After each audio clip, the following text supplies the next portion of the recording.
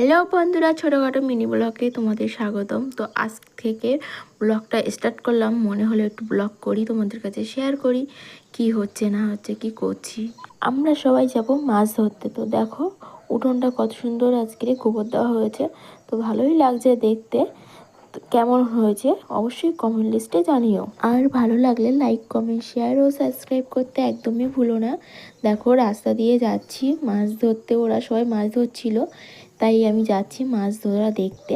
আমার মুখটা সবাই এড়িয়ে যাও, কারণ আমি মাথা আঁচড়াইনি, টিপ সিঁদুর কিছুই পরিনি, চান করে ওরা মাছ ধরছিল তাই দেখতে যাচ্ছিলাম। তো ওই ছেলেটা দেখো দাঁড়িয়ে আছে, ওখানটায় আমাদের পুকুর, চলো এসছি পুকুরের পাশে। তো এই দেখো আমার বর মাছ ধরছে, ঠাকুরদাই জাল কামন মেরে মাছ জালটা তুললো, আর শ্বশুরমশাই মেয়েকে কোলে করে দাঁড়িয়ে আছে। তো মাছ পড়েছিল, সেই মাছ কিছু রাখা হয়েছে আর কিছু পুকুরে ছাড়া হয়েছে। দেখো শ্বশুরমশাই খৈনি ডলছিল মেয়ে কোলে করে, আর মাছ ধরা দেখছিল। তো আমিও একটু দেখালাম আমাদেরকে, দেখো কত সুন্দর মাছ ধরছে আর গল্প করছে। শ্বশুরমশাই মাছগুলো নিয়ে পুকুর ছাড়তে চলে গেছিলো, ঠাকুরদা আবার জাল খাওয়ান মারছিল, আরও মাছ ধরা হচ্ছিল, কারণ এই পুকুর থেকে মাছগুলো ধরে ধরে অন্য পুকুরে ছাড়া হবে। বাড়ির ভিতরে পুকুর ছিল, সেখানে ছাড়া হবে, তার জন্য মাছ ধরছিল। বড় মাছগুলো রান্না করার জন্য রাখা হয়েছিল, আর ছোটোগুলো পুকুরে ছেড়ে দেওয়া হয়েছিল। তো দেখো ও জাল নিয়ে চলে এসেছিলো আবার, আর এই বালতিটা নিয়ে এসছে মাছগুলো জামানোর জন্য।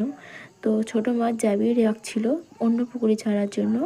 দেখো জাল কেমন মারতে মারতে পড়ে যাচ্ছিলো, পড়ে গেলে ভালো হতো, কারণ আমি তো অ্যাক্সিডেন্ট করে বসে আছি, ওকে ঠেলা মারতে পারছি না, কারণ আর পা কেটে গেছে, কাদায় নামলে আরও কাটাটা বাজে অবস্থা হয়ে যাবে, তার জন্য আমি ঠেলা দিতে পারলাম না।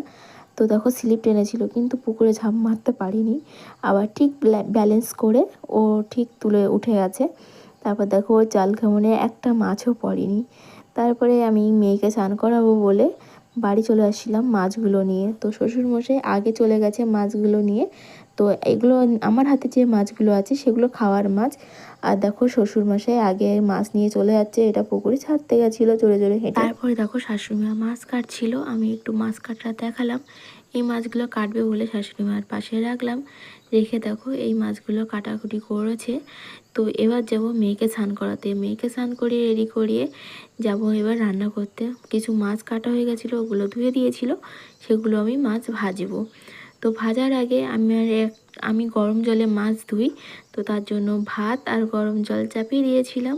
এই দেখো সাইডে এই মাছগুলো রাখা আছে, এই মাছগুলো গরম জলে ধুয়ে ভাজা করব। ভালো লাগলে লাইক কমেন্ট শেয়ার